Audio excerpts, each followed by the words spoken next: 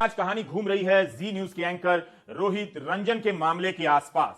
कमाल यह है कि जी न्यूज ने राहुल गांधी के मामले में फेक वीडियो या डॉक्टर वीडियो चलाने की सारी जिम्मेदारी अपने ही 2 कर्मचारियों पर डाल दी है और उनके खिलाफ थाने में शिकायत दायर की है। अब तय करना मुश्किल हो रहा है कि प्रेस की आजादी पर हमला छत्तीसगढ़ की पुलिस कर रही है या जी न्यूज कर रहा है, या जी न्यूज के वे 2 कर्मचारी कर रहे हैं जिन पर जी न्यूज ने मिलीभगत कर वीडियो में छेड़छाड़ के आरोप लगाए हैं। सीधे गिरफ्तारी पर आने से पहले देखते चलते हैं कि यह कहानी कहां से शुरू होती है और कहां कहां घूमती जाती है। कांग्रेस सांसद राहुल गांधी अपने संसदीय क्षेत्र वायनाड जाते हैं। उनके दफ्तर में तोड़फोड़ होती है जिसका आरोप एसएफआई पर लगता है। 25 जून को हुई इस घटना पर वायनाड में पत्रकार राहुल गांधी से सवाल करते हैं तो जवाब में राहुल गांधी कहते हैं कि जिन बच्चों ने ऐसा किया उन्हें समझ नहीं कि वे ऐसा क्यों कर रहे हैं, उन्हें माफ कर देना चाहिए। लेकिन इस बयान को जी न्यूज अपनी तरह से समझने की कोशिश करता है और उसे अपने दर्शकों के सामने इस तरह से पेश करता है कि राहुल गांधी ने उदयपुर के हत्यारों को बच्चा समझकर माफ कर दिया है। खुद जी न्यूज ने माना है कि यह लापरवाही जानबूझकर की गई है। उसे भूलवश या मानवीय चूक की आशंका नहीं है बल्कि गंभीर अपराध की आशंका है।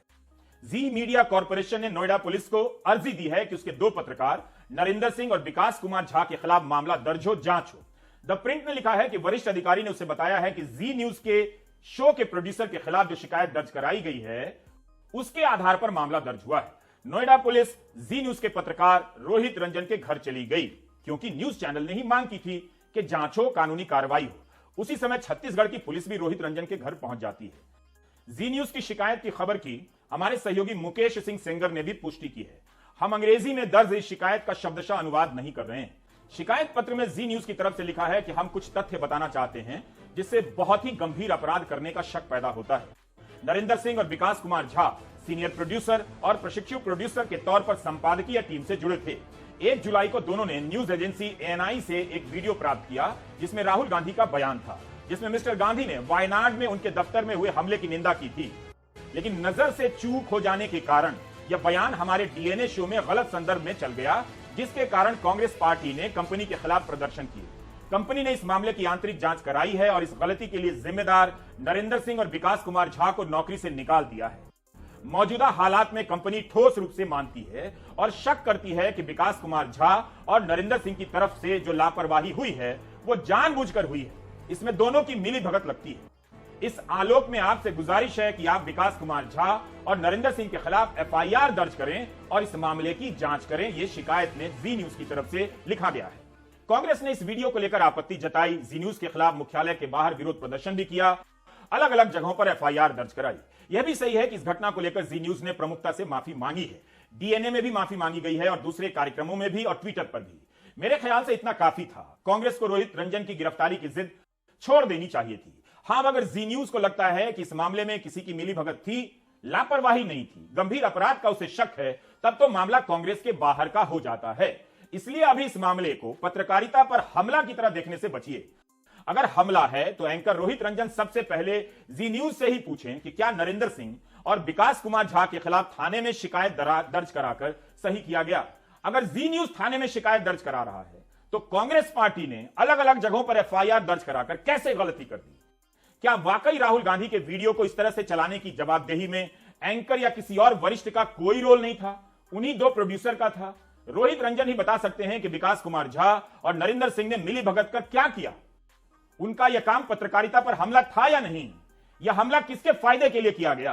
राहुल गांधी के वीडियो को डॉक्टर किया गया, यानी इधर उधर का जोड़ जाड़ दिया गया। इसके लिए फेक वीडियो का भी इस्तेमाल हो रहा है। पुलिस एंकर और दोनों प्रोड्यूसर से पूछताछ कर रही है। लेकिन यह मामला राजनीतिक रूप से खत्म नहीं हो रहा। दिवंगत पत्रकार पवन जायसवाल के खिलाफ केस हो गया। प्रशांत कनौजिया और सिद्दीक कप्पन, अतीकुर रहमान और अब पत्रकार मोहम्मद जुबैर को गिरफ्तार कर लिया गया। क्या रोहित रंजन को इनमें से किसी भी पत्रकार की गिरफ्तारी को पत्रकारिता पर हमला लगा? क्यों नहीं लगा? आपातकाल क्यों नहीं लगा? क्या सभी की या इनमें से किसी एक के भी मामले में रोहित रंजन ने कभी निंदा की है? धर्म के नाम पर आग लगाने वाले जुबैर की जमानत मांगने वालों को उदयपुर का जल्लाद भी मासूम लगेगा जिसने नुपुर शर्मा का समर्थन करने वाले एक शख्स की गला काटकर हत्या कर दी। यह 28 जून को रोहित रंजन का किया गया ट्वीट है जब जुबैर को गिरफ्तार किया गया था और यह लिखा था रोहित रंजन ने। इसमें कई सूचनाएं गलत हैं, सच्चाई इसके विपरीत है।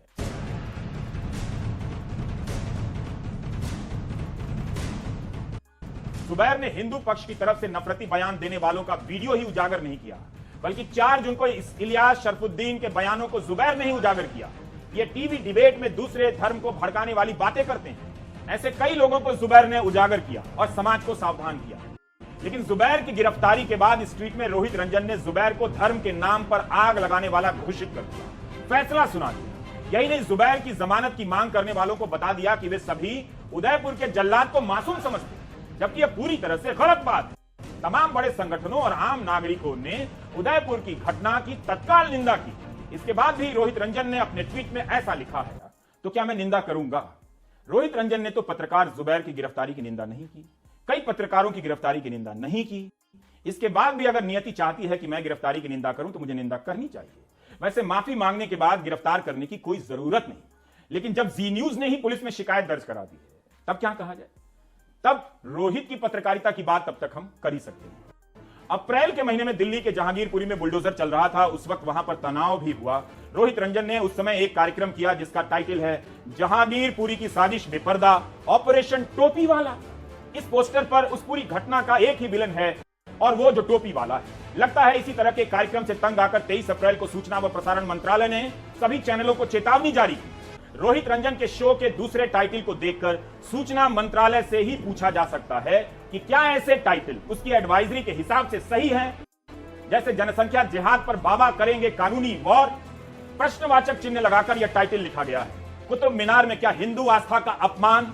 सूचना प्रसारण मंत्रालय ने अपनी एडवाइजरी में किसी चैनल का नाम नहीं लिखा है, लेकिन अपनी एडवाइजरी में क्या ऐसे ही टाइटल को देखकर लिखा गया है कि चैनल अपने कार्यक्रमों में सांप्रदायिक बातें ना करें? 23 अप्रैल की एडवाइजरी में बिना चैनल का नाम लिए एक डिबेट शो के टाइटल का जिक्र है, अली वर्सेस बली, कहां कहां खलबली, प्रश्नवाचक चिन्ह। एक और टाइटल है अली बजरंग बली पर खलबली। हम बिल्कुल नहीं कहते कि एडवाइजरी की चेतावनी इस तरह के शो को लेकर थी या इसी शो को लेकर थी, क्योंकि एडवाइजरी में किसी चैनल का नाम नहीं। अगर सूचना व प्रसारण मंत्रालय ने इस तरह के कार्यक्रमों के लिए चेतावनी जारी नहीं की थी तो फिर किस तरह के कार्यक्रमों के लिए की थी? रोहित रंजन एक अपने कार्यक्रम का वीडियो पिन किया है उन्होंने अपने ट्विटर अकाउंट पर, यानी उनके ट्विटर हैंडल पर सबसे पहले यही वीडियो दिखेगा। इस वीडियो में एक हेडलाइन इस तरह से है, मदरसा मौलाना की हिंदुस्तान से साजिश, प्रश्नवाचक चिन्ह। यूपी में धर्मांतरण के कितने जिहादी? क्या यह पत्रकारिता है? क्या यह मंत्रालय की एडवाइजरी के अनुकूल पत्रकारिता है? मोहम्मद जुबैर ने इसी कार्यक्रम को लेकर बताया था कि एक मुस्लिम विद्वान बनकर इसमें बैठा हुआ है जो उल्टी सीधी बातें कहता है। सूचना मंत्रालय की एडवाइजरी में यही सब तो ना करने की चेतावनी दी गई थी। क्या जुबैर ने इसे उजागर कर मंत्रालय की मदद नहीं की? इस कार्यक्रम में यह एंकर प्रवक्ताओं को धर्म से संबोधित करता है, धर्म का नाम लेकर पुकारता है। क्या यह पत्रकारिता है? यहां यह बताना जरूरी है कि नुपुर शर्मा के बयान के बाद दिल्ली पुलिस ने 32 लोगों के खिलाफ एफआईआर की है। इनमें से 4 नाम ऐसे नजर आते हैं जिनके बारे में जुबैर ने ही उजागर किया कि ये लोग धार्मिक भावनाएं भड़काते हैं। इसके बाद भी रोहित रंजन ट्वीट करते हैं कि मोहम्मद जुबैर धर्म के नाम पर आग लगाने वाला है।